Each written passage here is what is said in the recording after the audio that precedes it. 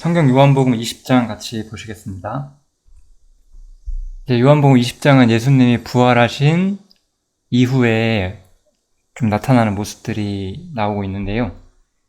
저희가 여기서 좀 살펴봐야 되는 것은 예수님의 부활을 좀 목격하는 사람들이 한 세 종류가 있거든요. 그들의 약간 다른 점, 그들의 다른 점이 우리에게 주는 교훈, 이런 부분들을 좀 살펴보시는 게 첫 번째예요. 한번 그 부분부터 살펴보도록 하겠습니다. 처음에 예수님이 부활하시는 그날에 가장 먼저 이 이름이 나타난 사람이 막달라 마리아인데요. 이 사람이 이제 새벽에 주님의 무덤으로 가요. 가장 먼저 주님의 무덤으로 온 사람이고요. 근데 이제 무덤에 예수님이 계시지 않아요. 그래서 그것을 보고 슬퍼하고 울고 있죠. 이 사람은 우리가 여기서 생각할 수 있는 게 뭐냐면 부활을 알고 있진 않았어요. 이 사람은 부활에 대한 지식이 없었어요. 이 사람은 부활에 대한 지식은 없었지만 주님을 정말로 알길 원했고 주님을 다시 만나길 원했어요. 이 사람이 주님께로 나아가기 위해서 왔는데 주님은 계시지 않았어요. 이 사람이 주님이 부활했다고 생각하는 것도 아니었을 거예요. 그럼에도 이 사람은 주님의 시체가 보이지 않는 것 때문에 고통을 받았어요. 이 막달라 마리아라는 사람은 주님이 자신의 전부였어요. 그래서 주님을 보는 것이 그 사람의 유일한 희망이고 소망이었기 때문에 혹은 이제 주님의 부활을 기대하고 있었기 때문에 주님이 있는 곳으로 나아온 거죠. 이 사람에게 주님은 자신의 전부고 항상 최우선 순위였어요. 이 사람한테 있어서. 그렇지만 어떤 부활이나 이런 것들에 대한 정확한 지식은 없었죠. 그래서 예수님이 계시지 않았을 때 부활하셔서 안 계시는구나 이렇게 생각하지 못했던 것 같아요. 그렇지만 이제 이러한 사람, 마리아처럼 주님을 자신의 최우선 순위로 생각하는 사람에게 주님께서는 자신을 나타내 보이시죠. 이제 이 여자가 주님을 찾을 때 주님이 이 여자 곁으로 나타나셔서 마리아야 하고 불러주세요. 마리아가 돌이켜 히브리 말로 라보디어 하니 여기 이제 선생이란 뜻이라는 괄호가 있죠. 그래서 예수께서 이르시되 나를 만지지 말라. 예수님께서는 자신을 만지지 말라고 하셨고 왜냐하면 내가 아직 아버지께로 올라가지 못하였노라 이렇게 말씀하세요. 이건 무슨 뜻이냐? 원래 마리아는 예수님을 이 세상에서 이 땅에서 자신의 메시아로서 구주로서 믿었던 것 같아요. 이 사람한테는 이 마리아라는 사람에게는 자신의 무엇보다 예수님이 자신의 옆에 있는 게 가장 중요했거든요. 마리아가 바라는 것은 오직 예수님 옆에 있고자 하는 거였어요. 그랬는데 주님께서는 나를 만지지 말라, 나와 가까이 하지 말라라고 말씀을 하시는 거예요. 근데 그게 왜 그러냐? 예수님이 마음이 바뀌셔서 그런 것이냐? 그것이 아니라 이제 나는 이 지상에서의 메시아가 아니다. 이제 이스라엘의 왕 메시아로서의 자리가 아니라 하늘에서 인자로서 영광 가운데 하나님 보좌에 앉게 될 것이고 거기서 너희와 함께 있을 것이기 때문에 여기서 뭐라고 나오죠? 내가 내 아버지에게로 간다. 그리고 이제 아버지는 누구냐? 곧 너희의 아버지이다. 또 내 하나님, 곧 너희의 하나님께로 올라간다. 이렇게 말씀을 하시면서 이거는 마리아에 대한 어떤 주님이 마리아를 나쁘게 생각하기 때문이 아니라 혹은 마리아가 자신을 만지는 것이 합당하지 않다라는 그런 뜻이 아니라 예수님은 이제 영광 가운데 있기 때문에 이 땅에서 마리아가 예수님에게 기대했던 것들은 오지 않겠지만 이제 더 완전하고 더 영원에 속한, 더 하늘에 속한 온전한 영광이 주어지게 된다는 거예요. 그리고 이 이야기가 그 어떤 사람이 아니라 마리아를 통해서 전파가 됐다는 것이 참 대단한 것 같아요, 저는. 마리아라는 사람은 우리가 여기서 봤다시피 주님을 자신의 전부로, 최우선 순위로 생각하는 사람이었어요. 주님을 자신의 전부로 생각하는 사람에게 주님께서는 네가 정말로 원하는 것은 하늘에 다 있다라고 예수님께서 말씀을 해주시는 거예요. 저는 이것이 제가 신앙생활 하면서 제가 경험했던 것과 정말 똑같거든요. 제가 정말로 필요로 하는 모든 것들, 내가 세상에서 정말 갖고자 했던 것들은 바로 하늘에 다 있었어요. 그리고 하늘에 다 있다는 걸 알았을 때 나는 자유와 평강을 알게 된 것 같아요.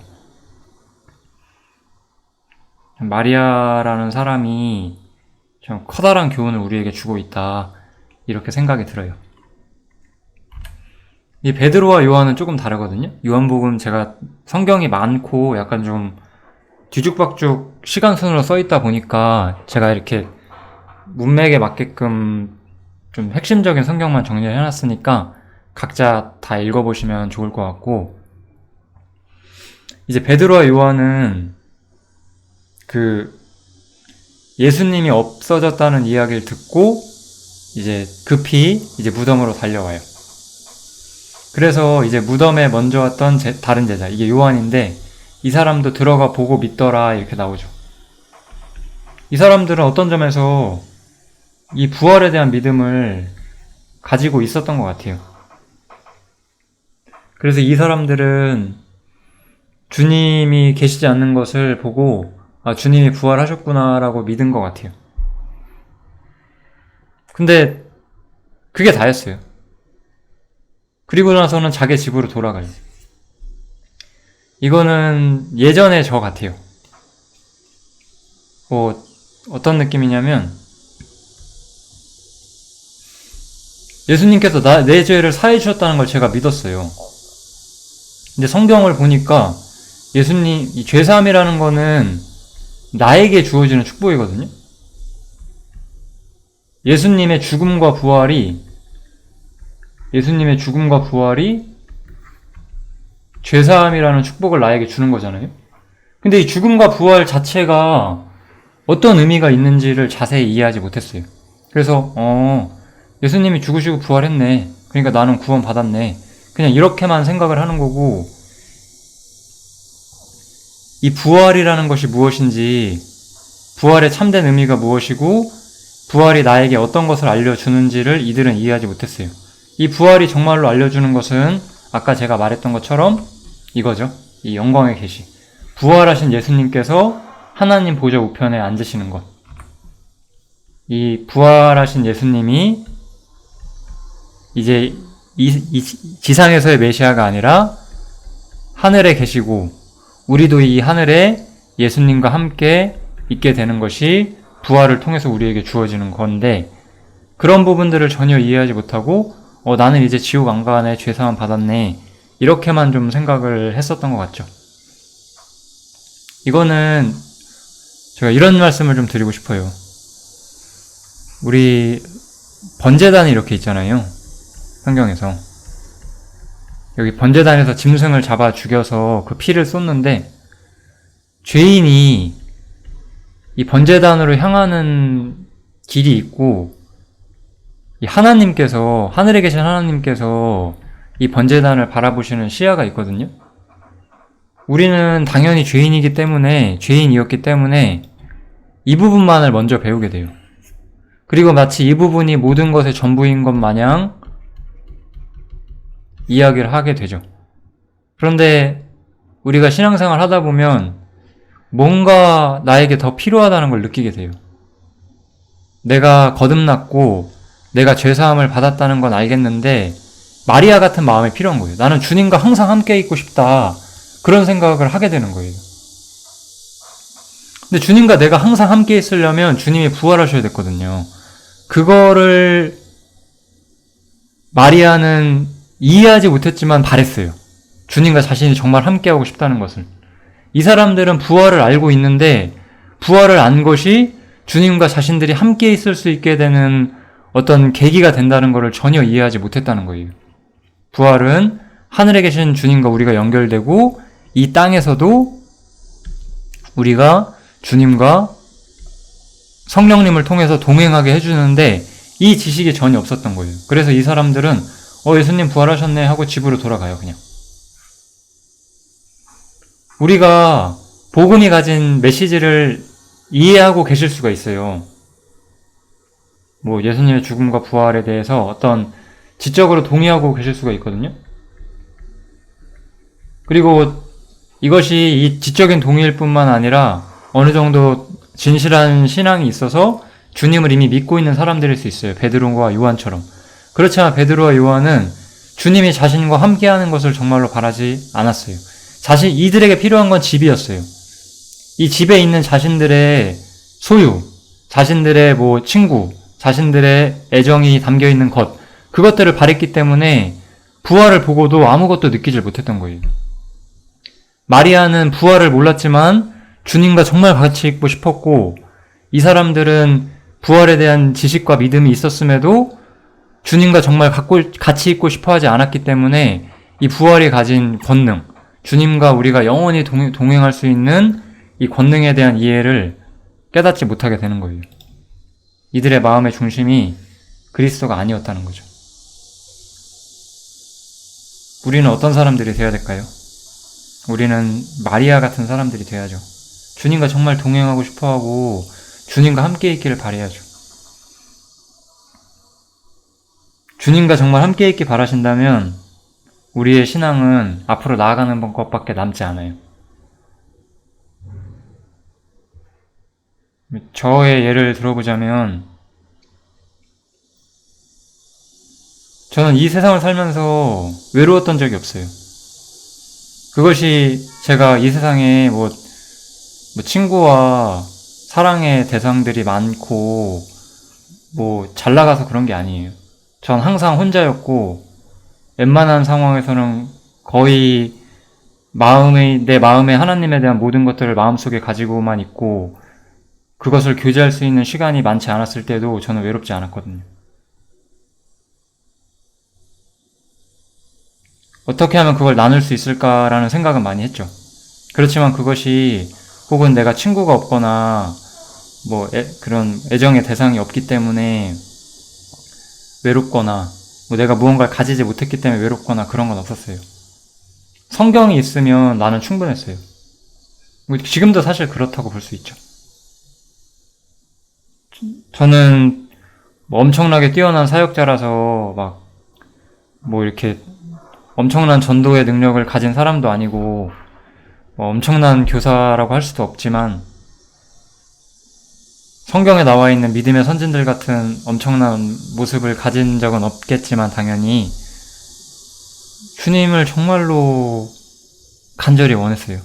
주님과 동행하는 삶. 근데 진짜로 간절히 원했거든요.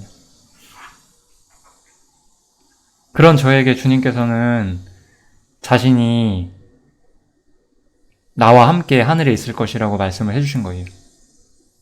나는 몰랐지만 부활의 의미를 알게 됐어요. 그 전까지 나는 아무것도 알지 못했어요.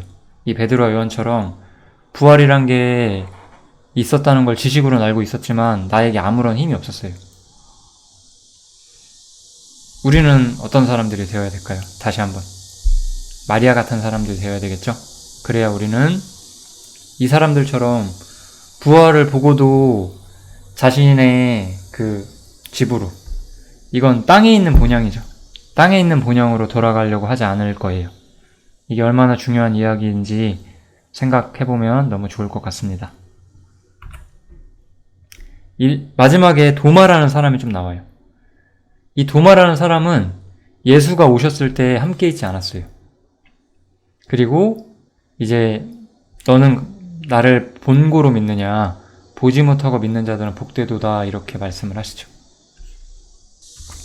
이 사람이 의미하는 거는 좀 너무나 확실한 것 같아요. 우리 그리스도인들은 전부 예수님을 보지 못하고 믿는 사람들이었죠.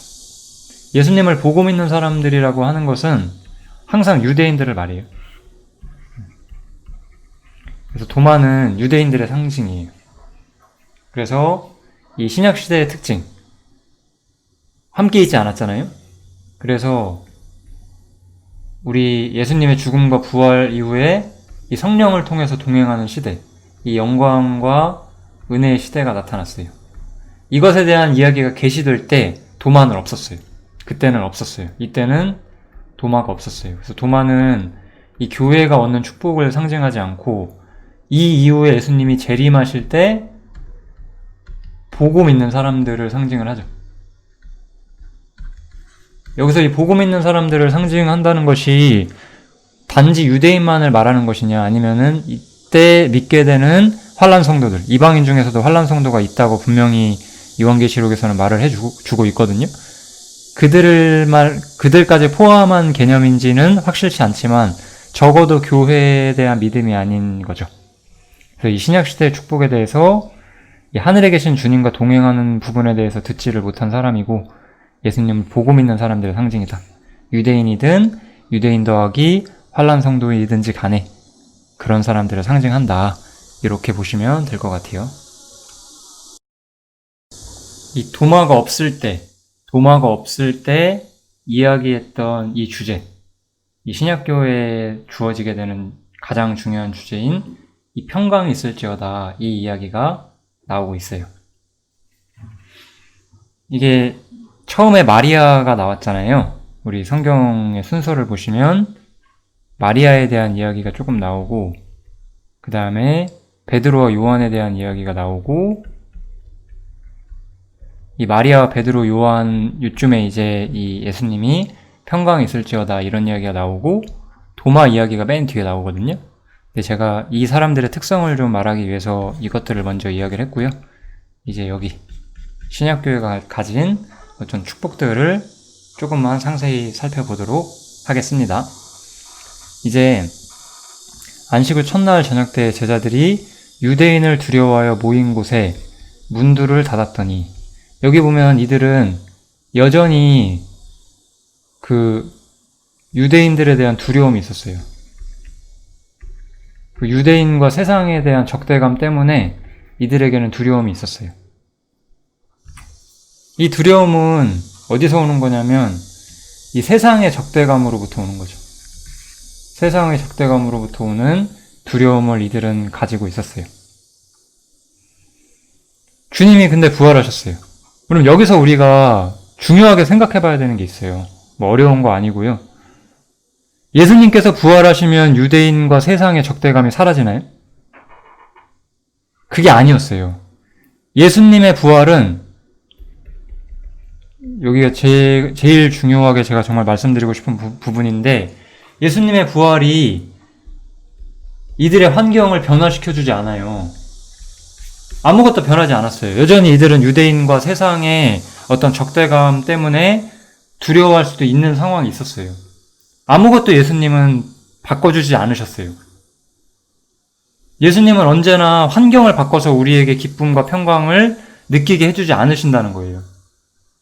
그런데 그냥 주님께서는 자신이 죽으시고 부활했기 때문에 너희에게 평강이 있을 것이다, 이렇게 말씀을 하신다는 거예요. 여기에 우리가 이해해야 되는 모든 게 있어요. 이 교회 성도로서 우리가 이해해야 되는 모든 것들은 다 여기 있어요. 평강, 복. 예를 들어 우리가 이 두 가지 이야기를 제가 해볼게요. 우리는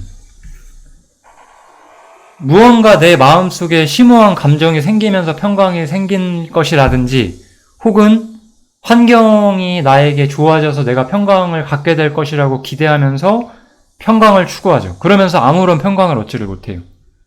또 축복도, 복이라고 하는 것도 하나님이 내게 무언가 주시는 것이 있고 내가 그것을 느낄 수 있을 것이라고 생각을 해요. 중요한 것은 항상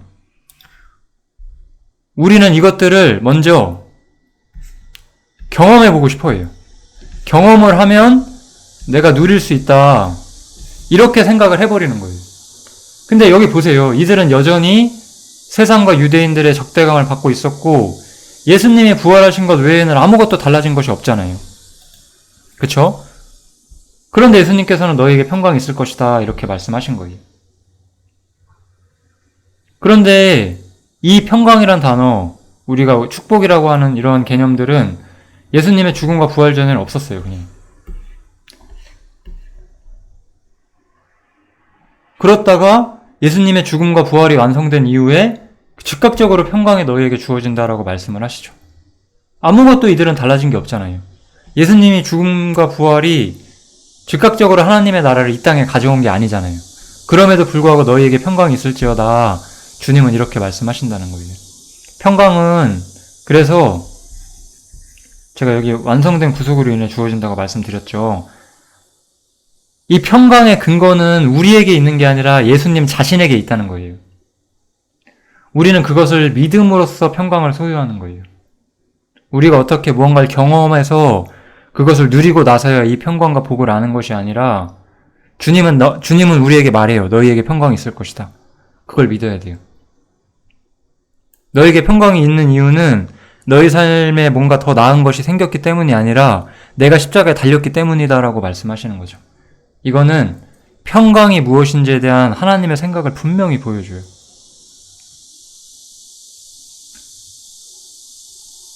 왜 그러냐?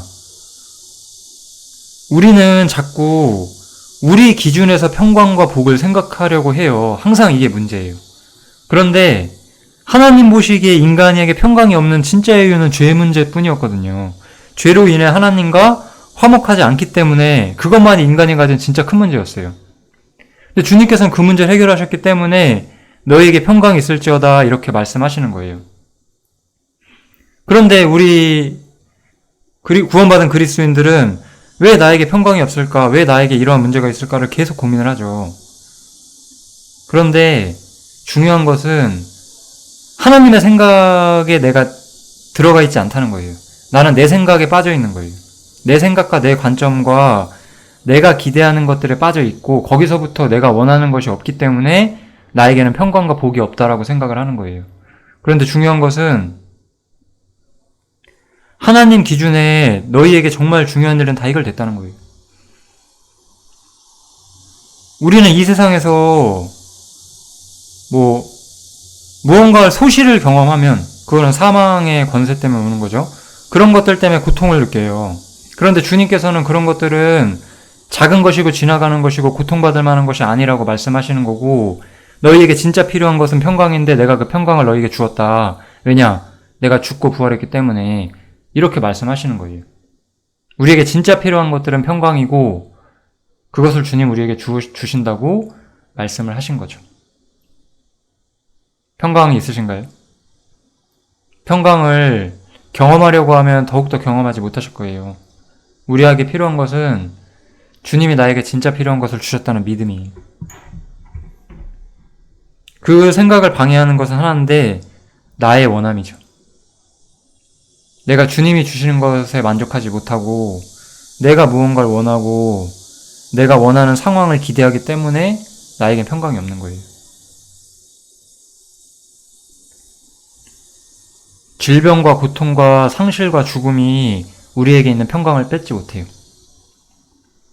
뺏기신다는 것은 내가 그런 것들에 마음 두고 있었기 때문일 뿐이고 반성해야 되는 거지 하나님을 원망할 것이 아니에요.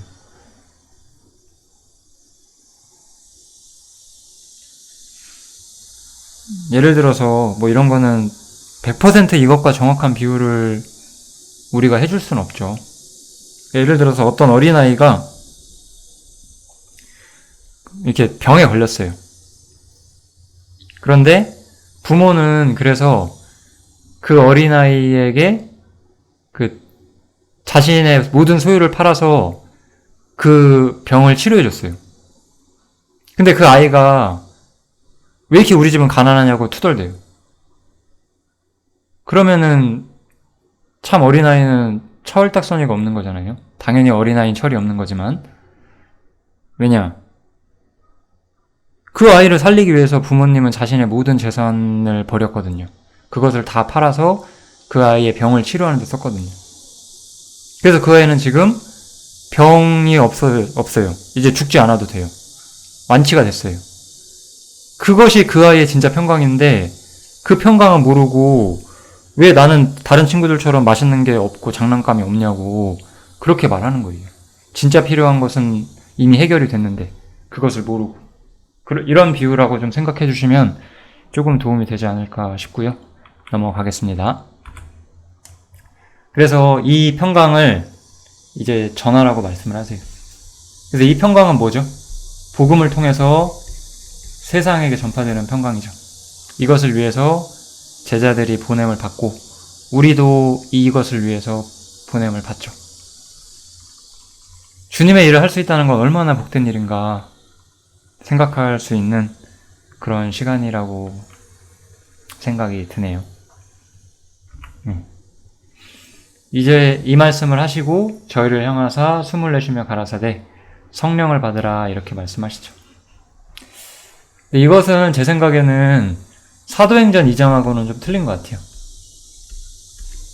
사도행전 2장에서는 교회가 공적으로 성령을 받고 교회가 세워지는 그런 일. 그러니까 엄밀하게 말하면 정말로 성령을 받는 일은 사도행전 2장에 있는 것이지 이 요한복음 20장에 있는 건 아니에요. 그걸 일단 좀 정확히 해두시고, 이것은 우리가 새로운 사람이 되었다는 것을 말씀해 주시는 것 같아요. 왜냐하면 첫사람 아담은 산영이 되었다 함과 같이 마지막 아담은 살려주는 영이 되었나니 그러나 먼저는 신령한 자가 아니요 그 다음에 신령한 자니라 이렇게 나오죠.